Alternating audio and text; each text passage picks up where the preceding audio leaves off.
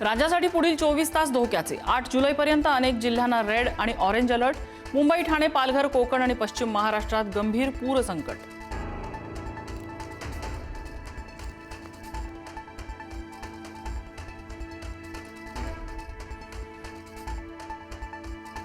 नाशिक आणि त्र्यंबकेश्वरला काहीसा दिलासा। अतिवृष्टीचे ढग सुरत आणि नगर जिल्ह्यातल्या अकोलेकडे सरकले। नाशिक घाटमाथ्यावर अद्याप मुसळधार पाऊस।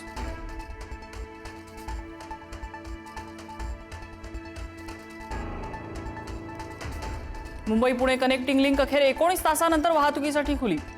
दरड हटवल्यानंतर 2 मार्गिका सुरू। लेनची शिस्त पाळण्याचं वाहतूक पोलिसांचं वाहन चालकांना आवाहन।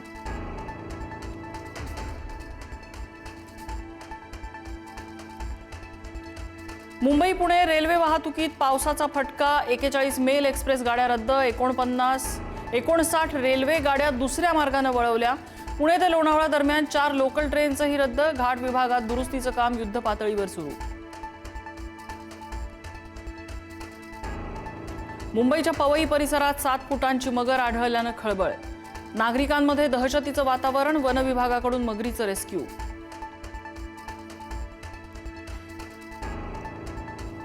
मुंबईत 6 दिवसात तब्बल 1100 झाडं कोसळली। मागच्या 3 वर्षाचा एकूण झाड पडण्याच्या घटनांनाही टाकलं मागे। पालिकेच्या वृक्ष प्राधिकरण खात्यावर प्रश्नचिन्ह।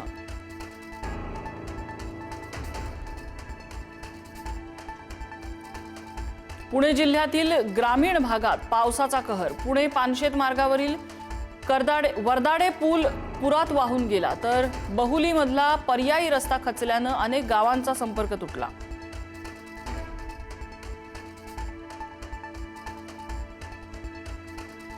कोल्हापुरात 4 दिवसांपासून पावसाचा जोर कायम। जवळपास 30 ठिकाणी अतिवृष्टी। पंचगंगा नदी आज इशारा पातळी ओलांडण्याची शक्यता। 299 पैकी 57 बंधारे पाण्याखाली।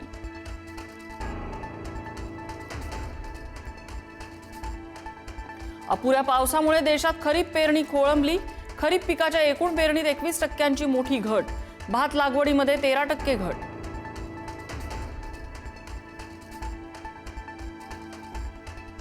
संत तुकाराम महाराजांच्या पालखीचं देहूतून प्रस्थान, तर उद्या आळंदीतून संत ज्ञानेश्वर महाराजांची पालखी प्रस्थान करणार।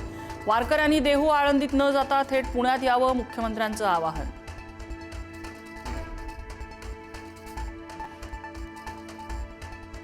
केतन अग्रवाल हत्या प्रकरणात नवा खळबळजनक खुलासा।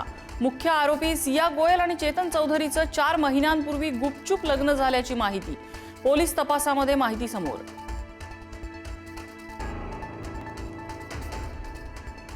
चांदीची वीट कुणी कुणाकडे आणि कधी दिली? राम मंदिर ट्रस्टचे कोषाध्यक्ष गोविंद देवगिरी यांची पुढारी न्यूजला प्रतिक्रिया। चांदीची वीट गायब झाल्याचा ठाकरेंच्या शिवसेनेचा आरोप।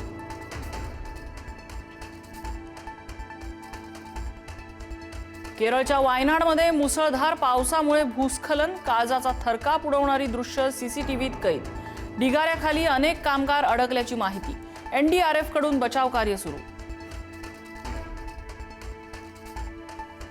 Thank you.